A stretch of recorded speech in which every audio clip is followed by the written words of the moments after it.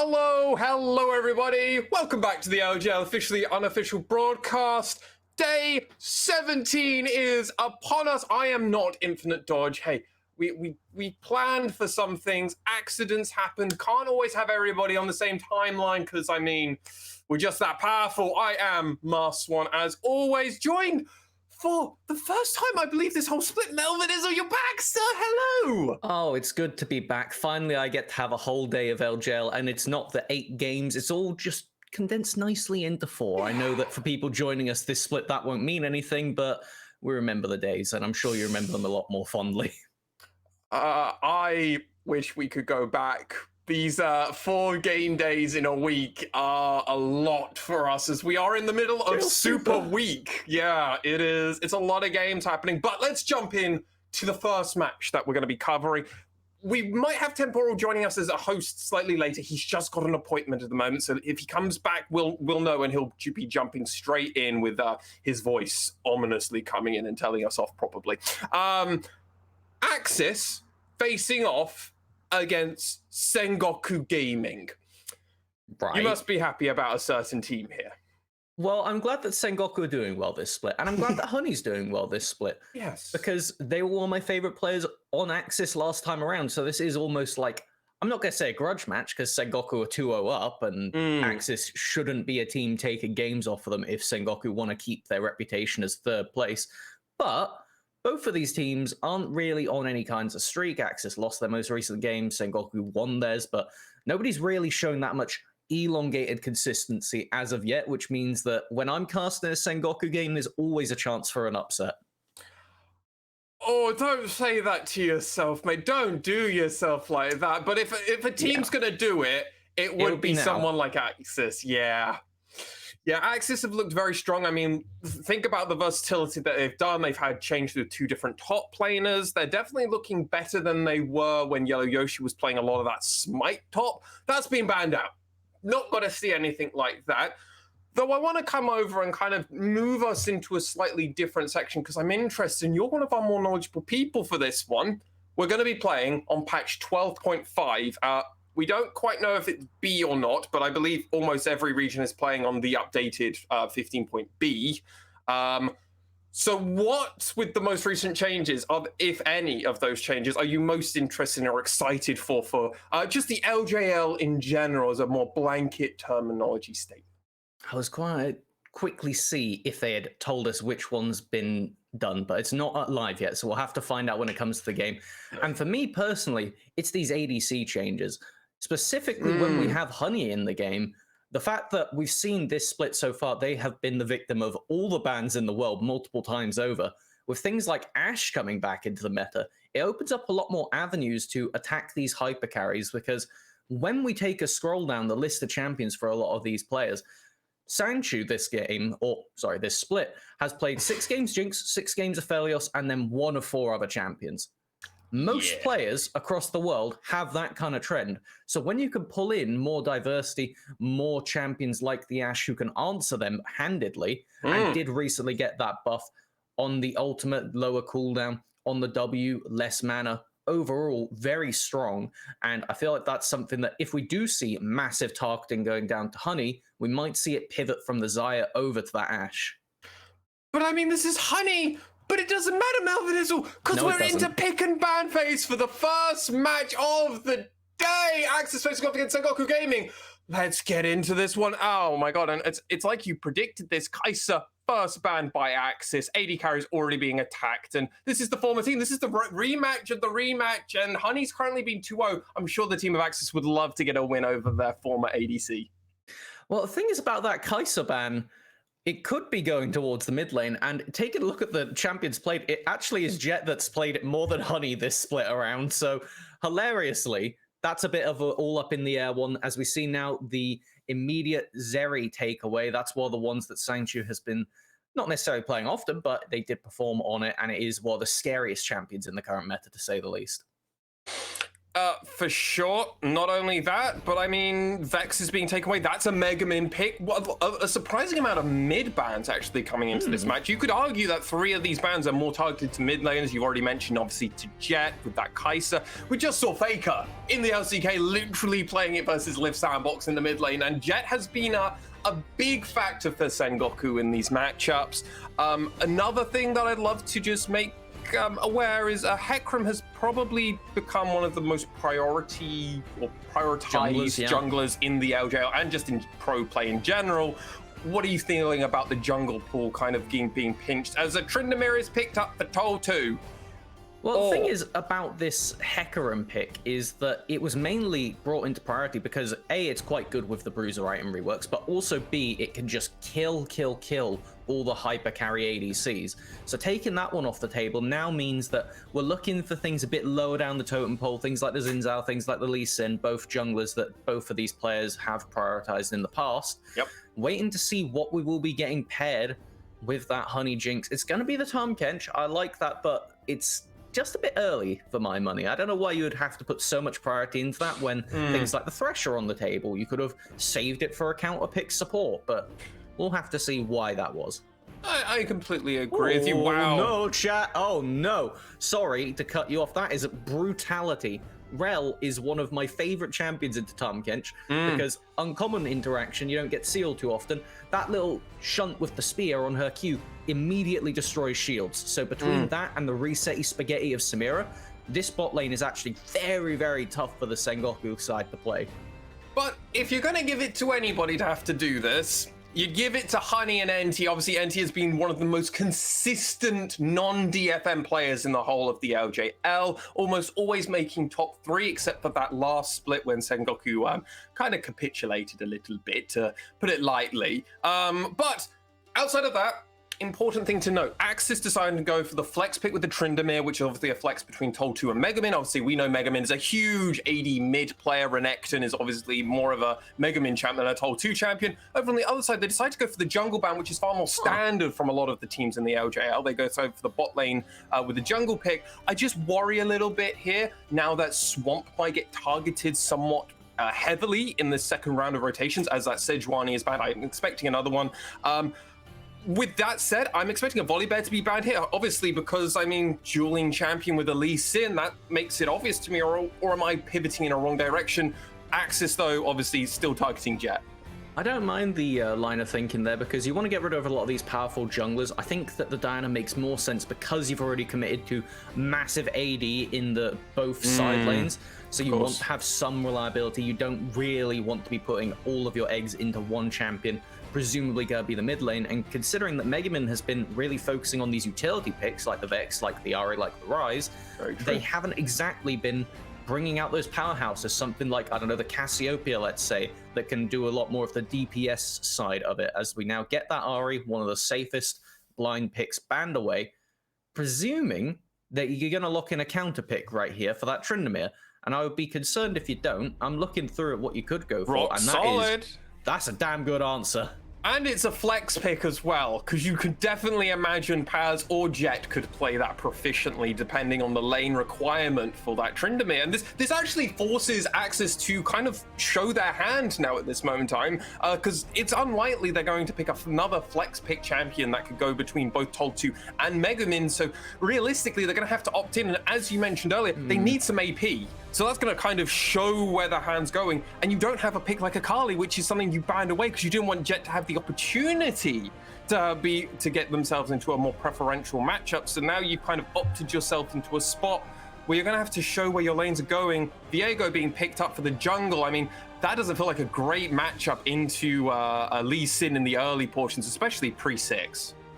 We'll give a lot of the priority over to once being able to really choose where the action goes because of all that map mobility, being able to go over walls, as we do get the Syndra for Mega Min as the sole AP on the team.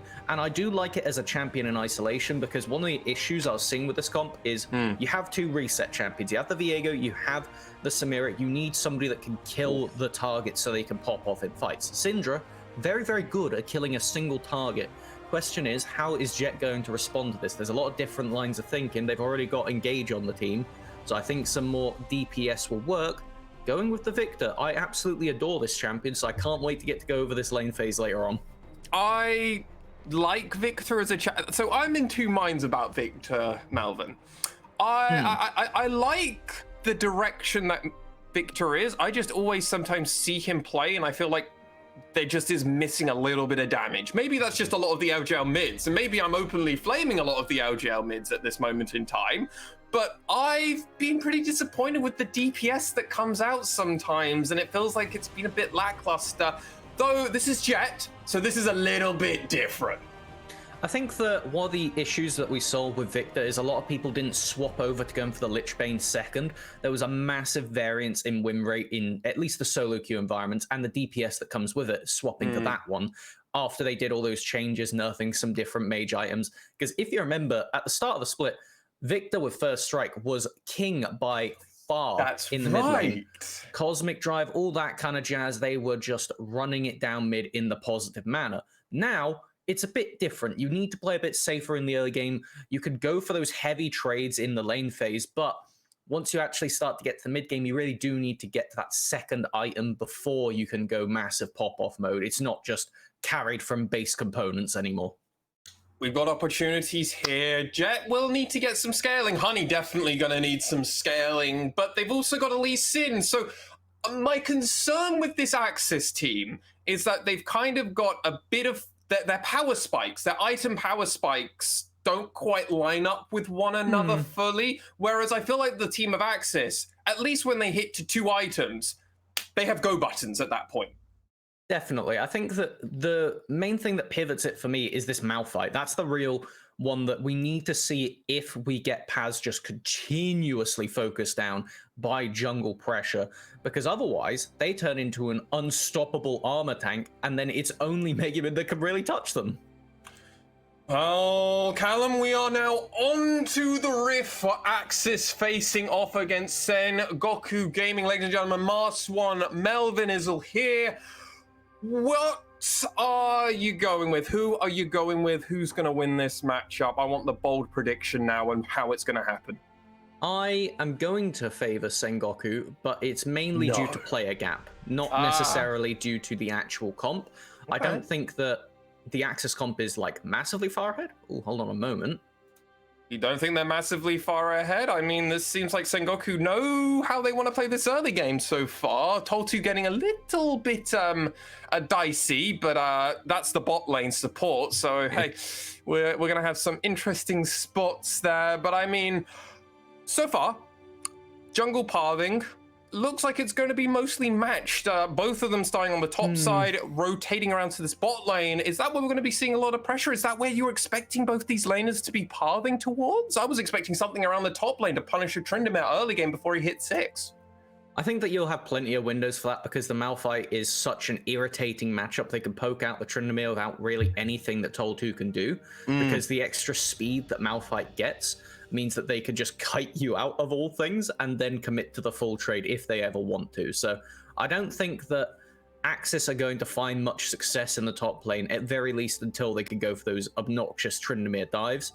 The bot lane, this is the area of consistency for Sengoku. It's Honey at the end of the day. Well, if you're AXIZ, will shut that down.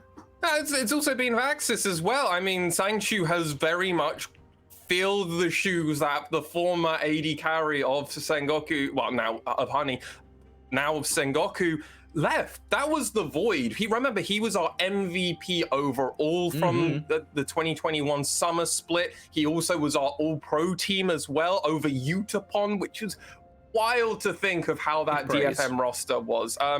And honestly, while he had a little bit of fall off, like the spring hangover, as everybody loves to call it, he's still come back in and gone, yeah, no, I can put this team on my back if needed. Like, don't worry if I have to, I can do that. But Jet has been a fantastic addition, and it feels like that's what Honey was probably missing, and that's what Hoglet was doing fantastically for the last version of AXIZ. However, AXIZ have definitely struggled a little bit, but their members are definitely improving, and Megamin has become that rock in the mid lane. Swamp, though, rotating around, he is going to be seen on Vision, and Honey and NT are just going to walk off.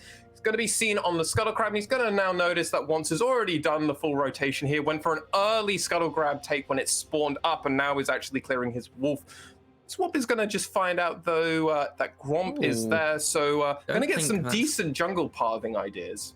They get to at least know what Once is doing, but it would have been very, very dangerous to go for any kind of invade here. It doesn't matter that your bot lane has priority now that they're pushing out the wave.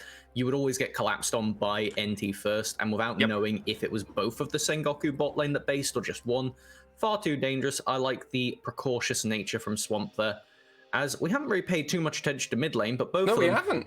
Slaughtering through their corrupting potion stacks and then TPing back into lane. It's a very trade-heavy lane phase between the Syndra and the Victor. It's just about who can get the health advantage, because at that point you can stand on the other side of the enemy minions and just zone out XP for the rest of the game if you get ahead. And something I actually want to praise is, obviously, whenever I get a chance to praise Megamin, you know I'm going to do this, Melvin Izzle, but this is a time to do it. He's actually being pretty competitive in this lane. He's understanding the matchup currently, at least for the first 5 minutes. This is something we wanted to see out of Megamin, more growth on these control mages. We knew he was fine if you put him on a Renekton, or if you put him on certain assassins like Zed. We knew he'd be fine. He'd be proficient, he'd get through the laning phase and normally be okay in the team fights.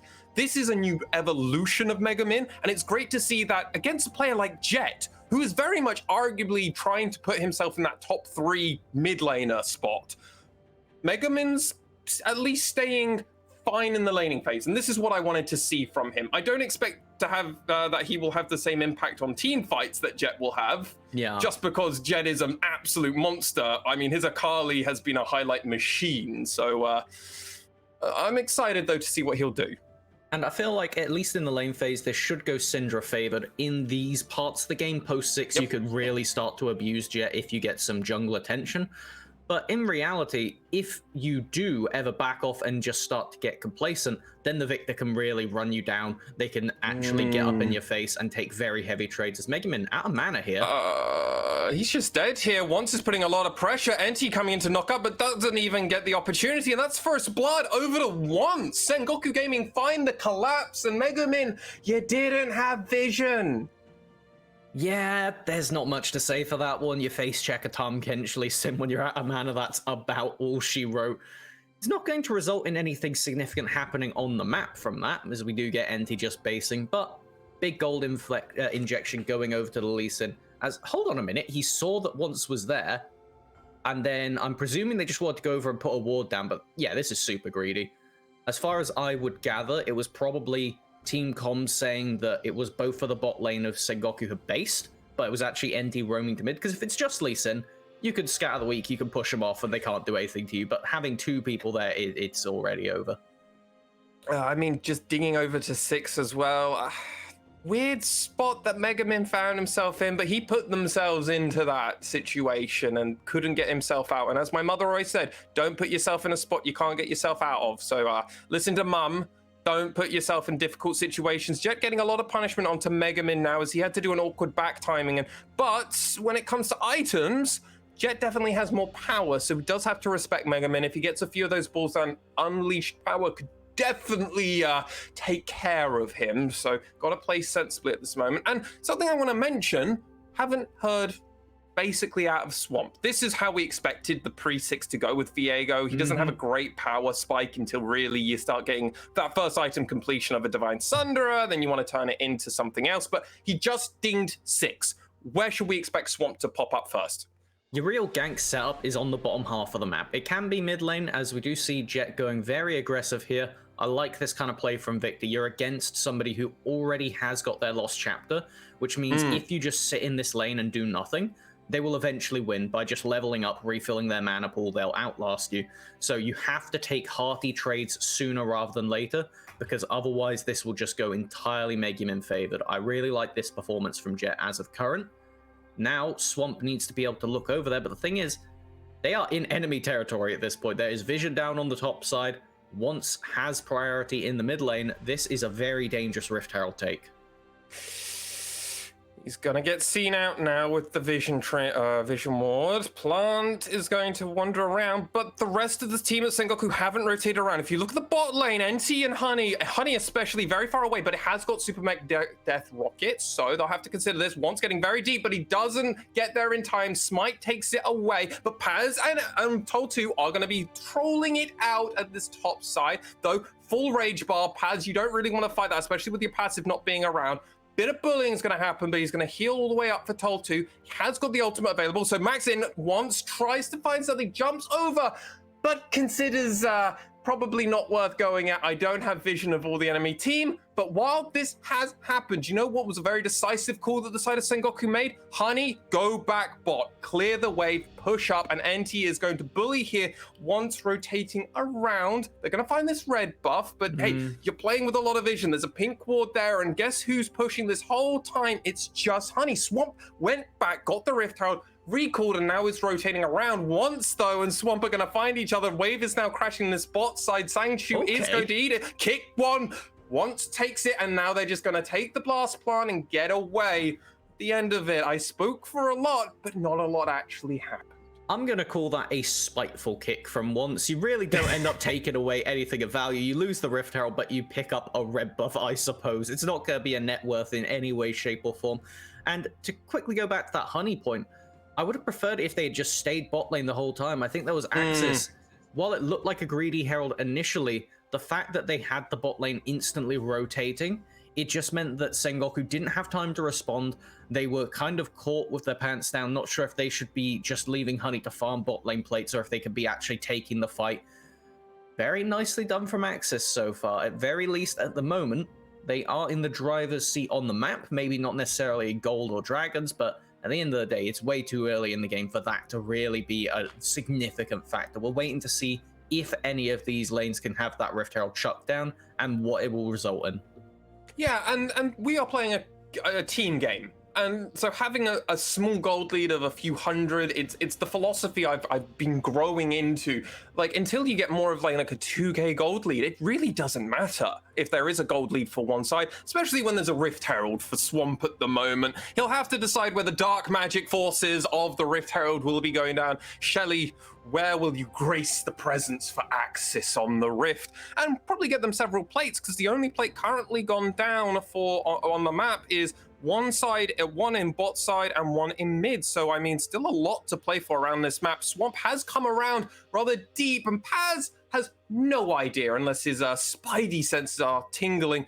Hasn't got TP at the moment, does Paz, and he doesn't have a lot of mana, so dissuading a gank here might be a bit difficult, but Swamp decides, hey, gonna go back, gonna figure it out, and Rock Solid will remain that way.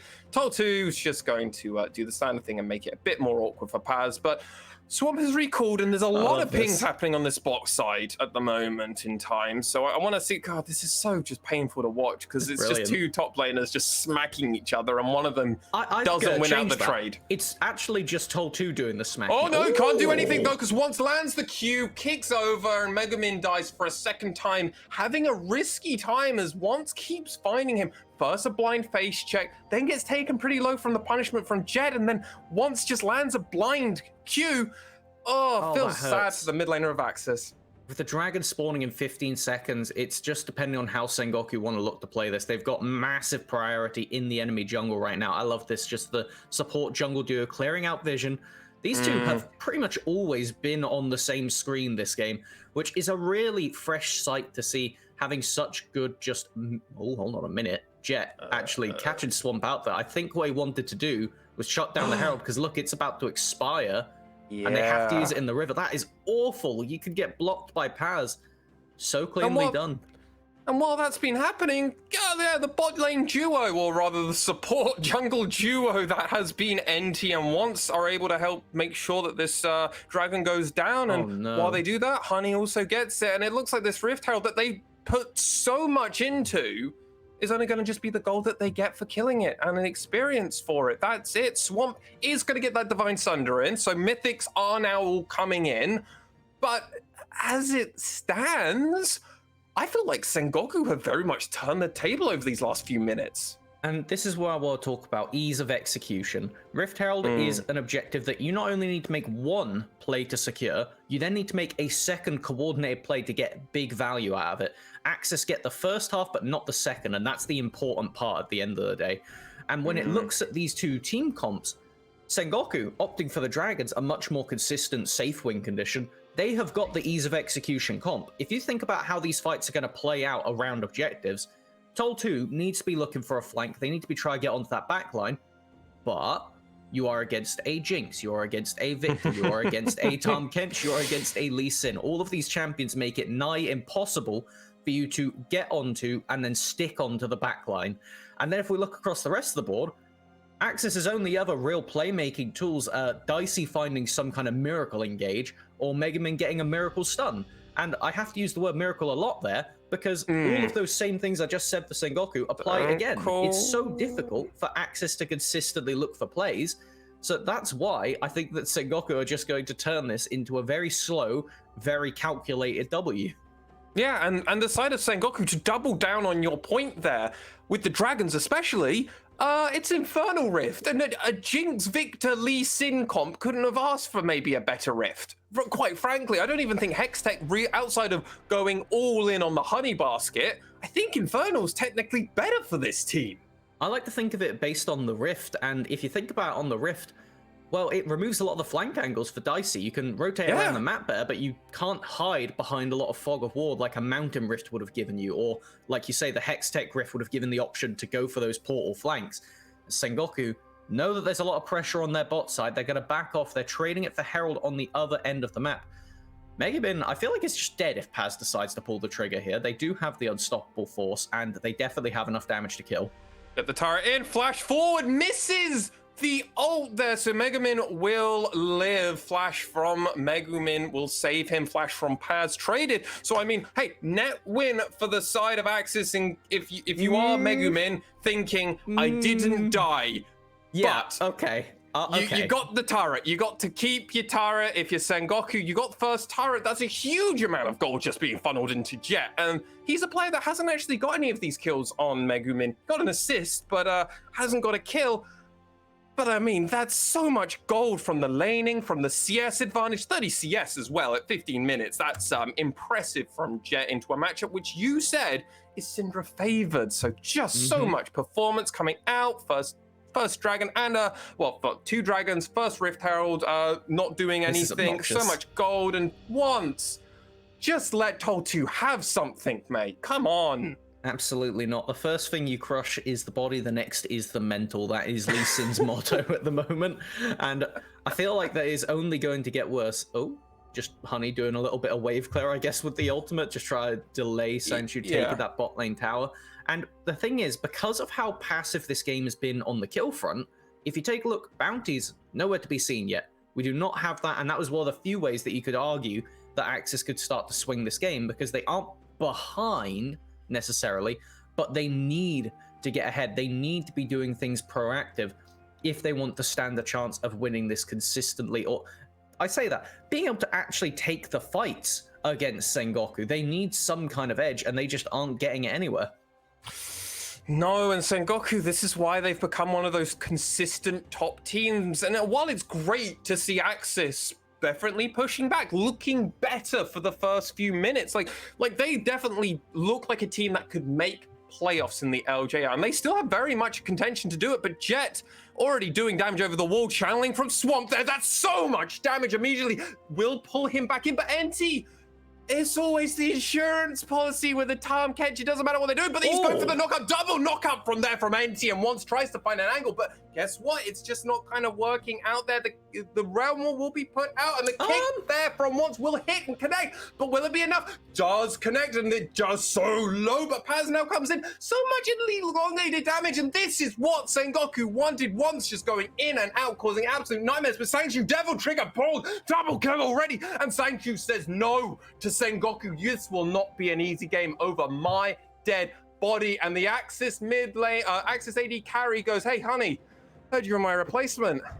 I got you covered, mate. Don't worry. I can match you. Sangshu still wants to find something, but I don't know if they'll be able to do it. They're going very aggressive. Once lands the kick onto him. That's not okay, once. You're not allowed to. Devil Trigger pulled. My screen's gone black. Please take over. Paz, he's just too big. This rock is too tough. If you do not have Mega Man with you, the armor is just way, way over the actual threshold that any of the AXIZ members can be killing at this point. And while that was a nice play from Sangshu at the start of it, let's take a look at how this kicked off. It was the focus onto Jet, but you have so many backup plans for Sengoku. Instant eat by NT. Yeah, they managed to pick up the kill for themselves, you know, a bit extra. But why not? Then you get to do the engage, and I want to bring it up the fact that once trolls this kick to high hell, because one of the things I was thinking about this comp is, wow, you could just kick away the Tryndamere, and then they can't do anything during the ult. On to Honey. Yeah, not exactly the plan.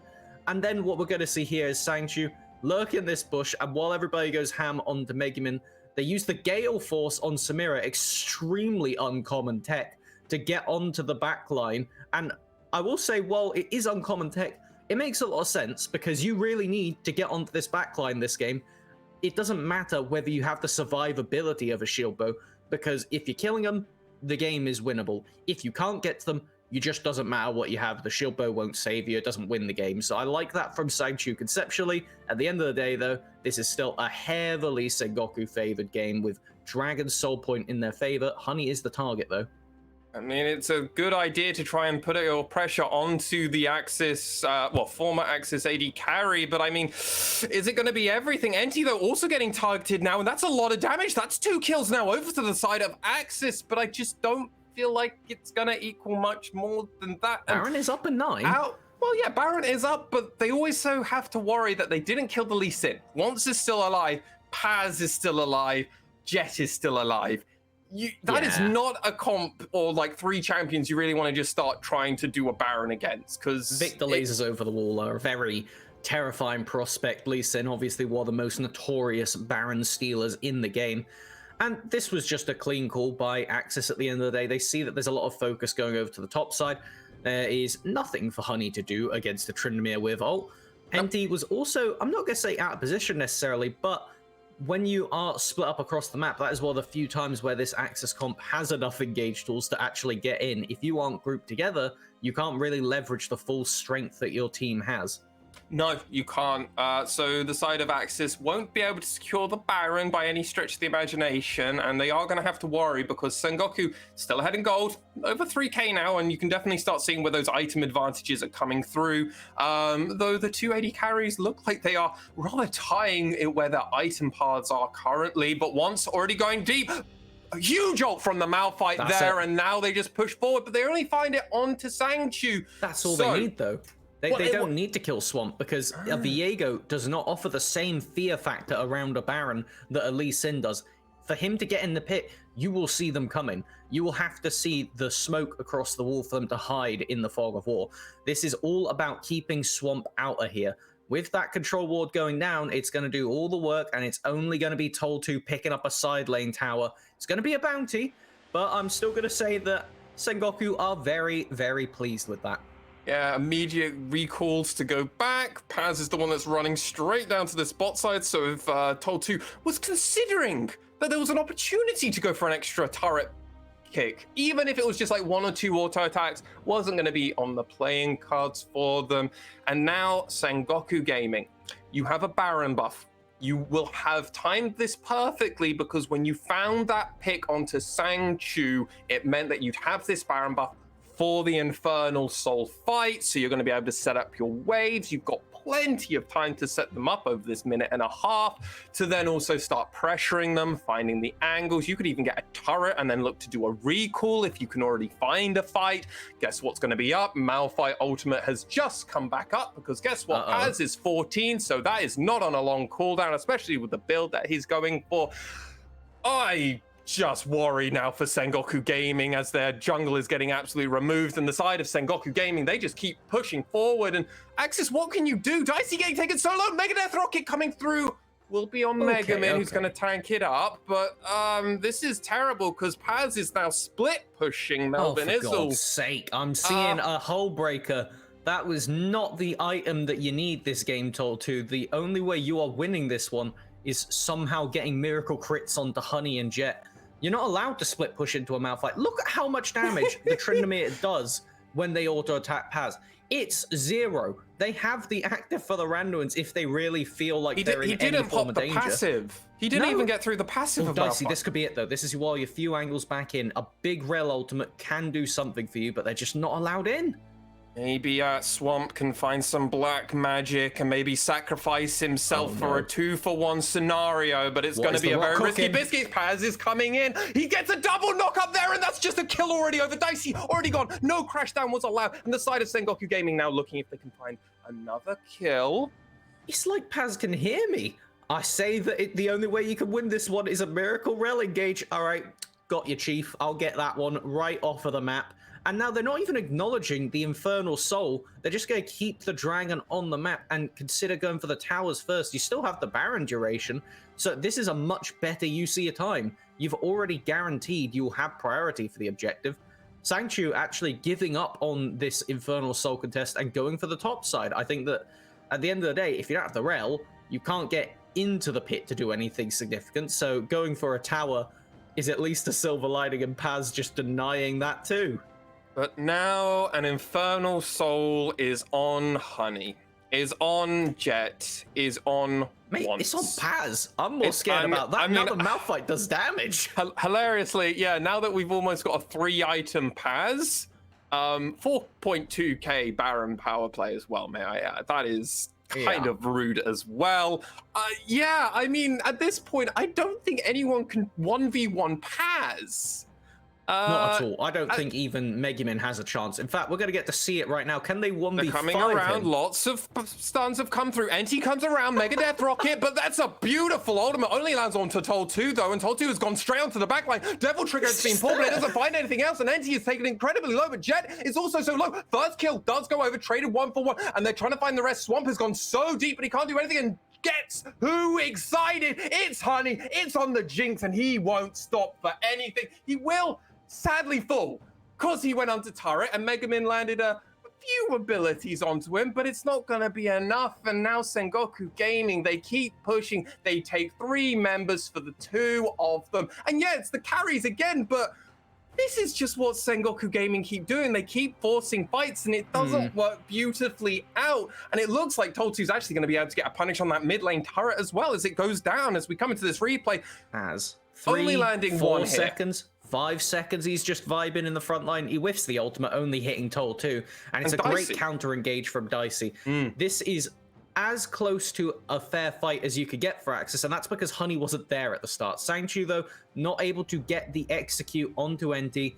If they can ever get that, it sets up Swamp for resets, it sets up the Samira, but denied that even with everything going so right. This is just how far ahead Sengoku are, and how much time Paz just soaked up in the middle of nowhere. At the end of the day, they didn't do much. They just were a big health bar, and that was far too much for AXIZ to be able to overcome, because their only DPS is the top side of the map. It's the Tryndamere and the Viego. You don't want to be hitting the Malphite. You need to be getting onto the backline. You need to be resetting.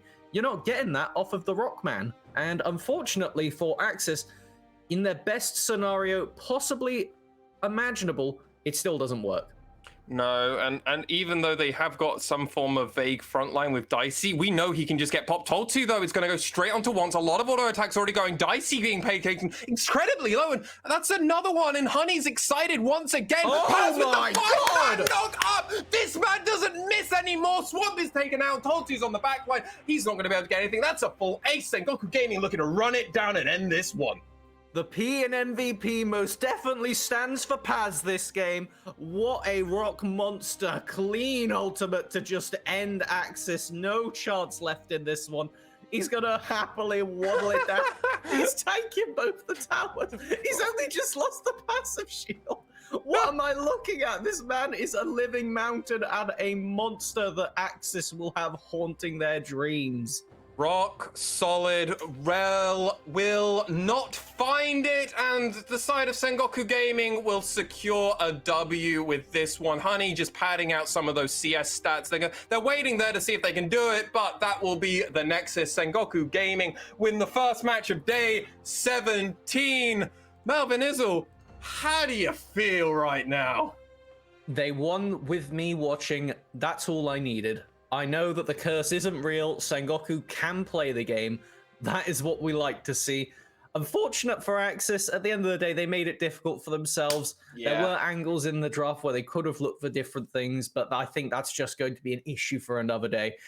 At the moment, that'll just be us looking forward. I feel like there's not a massive amount to say beyond pretty good performance from Sengoku. They looked consistent. They didn't int it away more than once.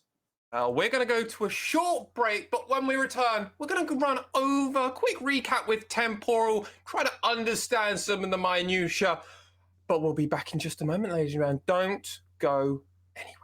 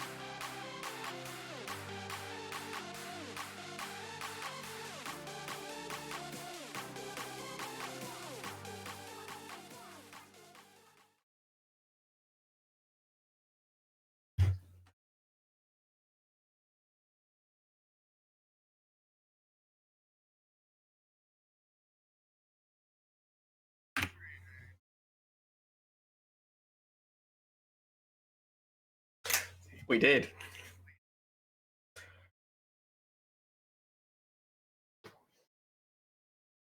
I don't know if he should be the only one playing Lee Sin.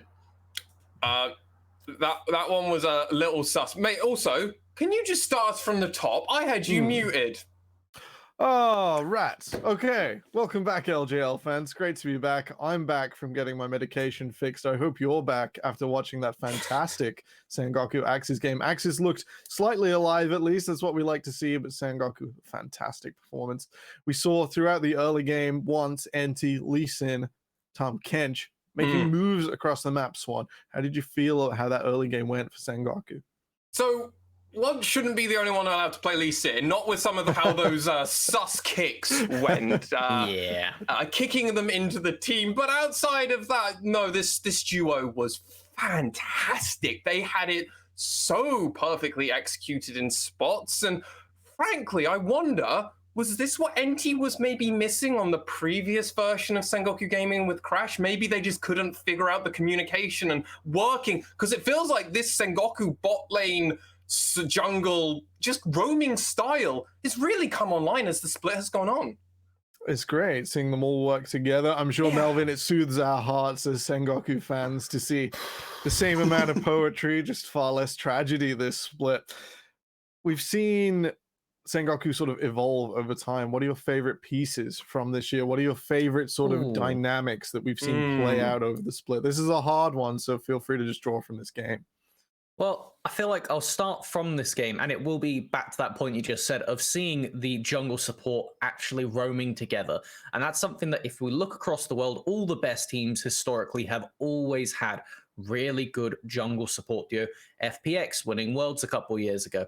Looking across the world right now, there's so many teams that just match up these two players and make a massive amount done with it. By doing so, it enables players like Jet, who I feel like has been one of the best additions to this team, actually being the consistent carry that goes with Honey. When you have one carry threat, you're in very easy to read book. When you have two, you actually have ways to play around it.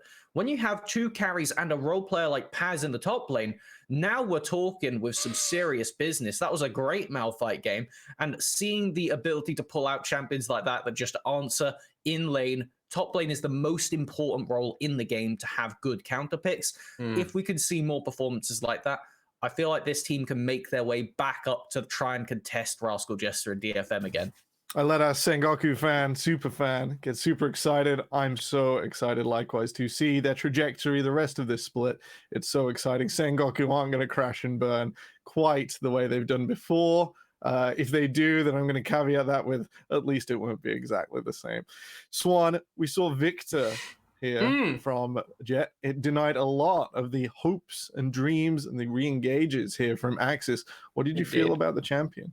I mean, I was pleasantly surprised, honestly. In the pick and ban phase, I made it known that I am not quite as much of a Victor fan. I've struggled with a lot of the mid laners in the LJL, just struggle with actually getting the combos and the actual full damage potential out of the champion.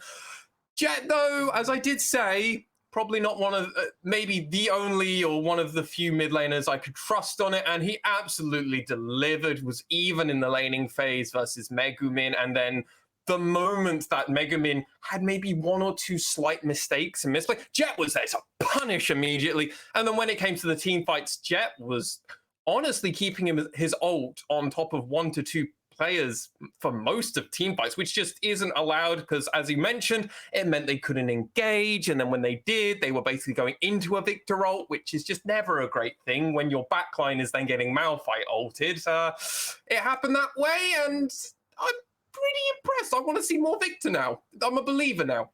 It is the mark of a great control mage player, the patience to use your greatest cooldown, which is your gravity field for Victor. It defines the champion.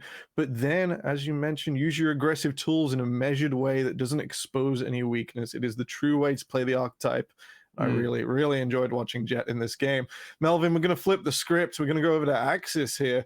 We've seen 2 Samira games from Sanctuary. We were both active, I believe, in solo queue when Samira was released, if my memory is served correctly. So we've both seen the terror of this champion at full power. We've seen 2 games from Sanctuary now. They bringing back vibes, they bringing back memories, or are you not convinced? I like the Samira in concept, but you need to make a lot more of a concerted effort in the draft phase to enable it. I think that when they pulled it out there, it was with the Rel Samira combo. Those two fit together so well. One of the best pairings for Samira. I would say possibly the best. Maybe Nautilus can take it depending on the current patch. But as far as it goes, I think that she does have a great spot right now with people like Jinx, Aphelios, and all the big ADC changes just getting tapped down a little bit, put down to a more even level. The thing is, though, if you don't take things like, I would actually say if they had the Malphite that game, this comp looks very, very scary because you have the consistent engage that enables it. I think that if we could see AXIZ slightly rework how they want to approach the game, maybe get Swamp experimenting on some others, Megumin perhaps going over to their Vex in another game, then this pick becomes something that AXIZ can really start to take some scary wins into their favor, which they need, because at the end of the day, they cannot overtake Burning Core in the standings now after taking this loss. So they need to be winning everything they can, because it means there's only 2 teams that they could realistically actually make over to get into the playoffs at this point. As AXIZ look to continue to scrap, I think they've got to face off against the Hawks, and I think Crest, the final team that may fall to them in our standings. Likewise, I think the Samira is playable. We saw a lot of first-order thinking here. Samira, rel good, maybe not good this game. We need to see those adaptations. The further support around the Samira, what would convince Melvinizzle of the return of the Gunblade Mistress. I don't know her full title. In any case, we're going to kick it to a quick break. We'll be back with the desk for DFM versus Burning Core in just a few minutes. So stay frosty. The LJL will be right back.